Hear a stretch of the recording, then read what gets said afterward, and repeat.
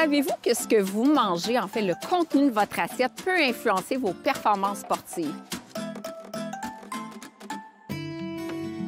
Pour profiter des joies de l'hiver, quoi de mieux que pratiquer un sport d'hiver, que ce soit la raquette, la randonnée, le ski de fond, le ski alpin, il y en a vraiment pour tous les goûts.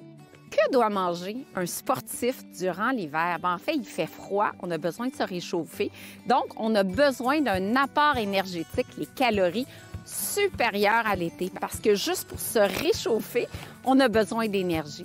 Maintenant, l'assiette du sportif, c'est une assiette qui est essentiellement composée de glucides, qui sont des macronutriments qui vont donner une énergie de longue durée. Donc, les glucides, on trouve ça où? Tout ce qui est produit céréalier, en fait, le pain, le riz, les pâtes alimentaires, le quinoa, le couscous, mais également, on trouve des glucides dans les pommes de terre et on trouve des glucides d'absorption plus rapide dans les fruits. 50 à 60 des calories du sportif doivent provenir du groupe des glucides.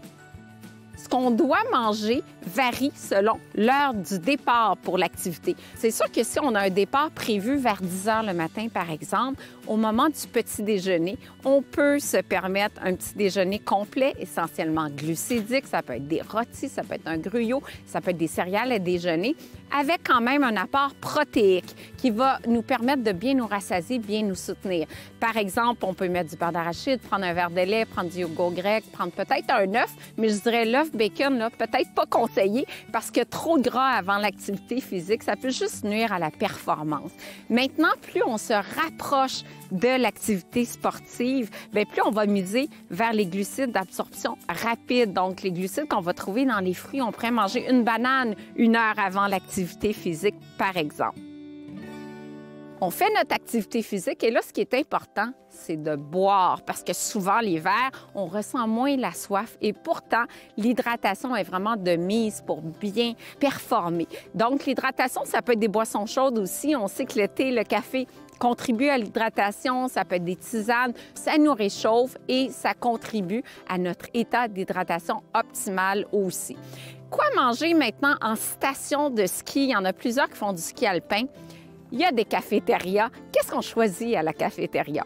C'est sûr que la poutine, les frites, c'est peut-être tentant, mais c'est peut-être pas le meilleur choix. Moi, je vous dirais de miser sur les pâtes alimentaires, source de glucides, de miser sur le sandwich, les chilis, végé ou con carne. Ça, ce sont de bons choix de repas glucidiques, pas trop riches en gras, qui vont vous permettre, en fait, de bien profiter de l'activité physique. Alors voilà pour mes conseils de nutrition sportive et je vous dis, profitez-en!